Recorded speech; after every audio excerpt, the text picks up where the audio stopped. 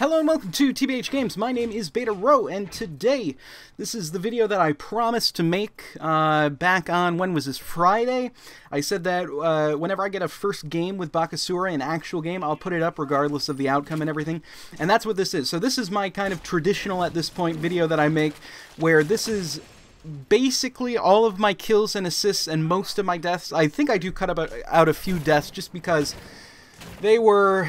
I mean, obviously, any death in this game is your fault. I mean, I feel like most of the time in this game, any death that you occur is your fault. So, you know, they were dumb deaths, but they weren't anything extraordinarily dumb. If anything, if they were really bad, if they made me look really bad, I'll actually probably leave them in, because I'm fine looking terrible.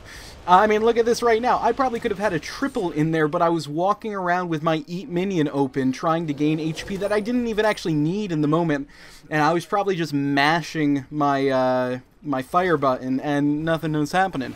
So, I'm making this video mainly to kind of talk about what I had talked about in my preview video, which is Bakasura OP? And, you know, I got into a conversation with a few people in the comments there, and everybody made good points, blah, blah, blah. You know, and I feel like I stick by a lot of the things that I said. And again, as we brought up, and I'll mention this right now because you're seeing a lot of dumb things right now.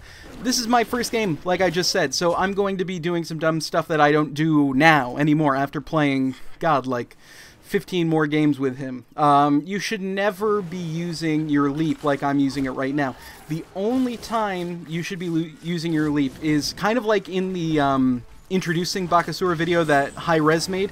If you know that someone's going to be casting an ult and you can get in there and reduce the damage that it does, use it there and use the reduced damage. Or save it for a escape like normal people do, because that's really what it's for. He's fast, but if you don't have you know, beads in your pocket to get rid of crowd control, you're going to be chased down. You know, so keep that in mind, but don't, you know, that's the kind of stupid stuff that happens in a first game that doesn't happen down the line. So, you know, let's talk about the character a little bit. If you've actually been paying attention to the video, you could see that I was, if anything, I was under-leveled at the beginning.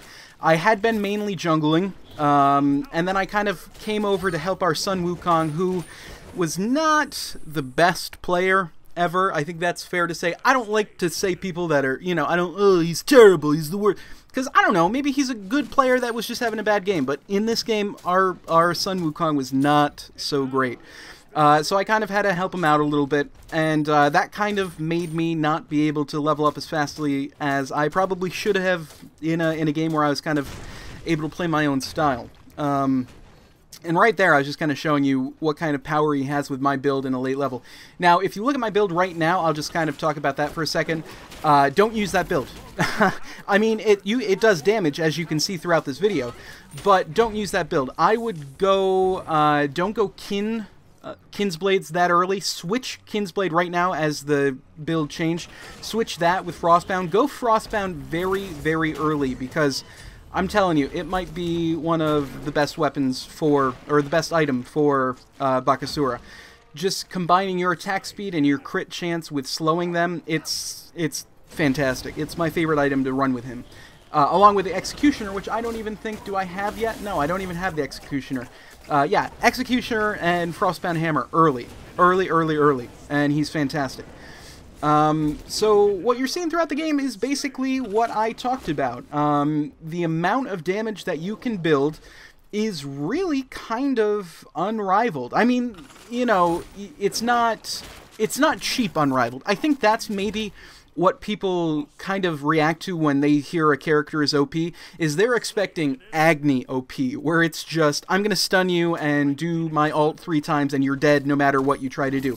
It's not cheap overpowered. It's just very, very strong.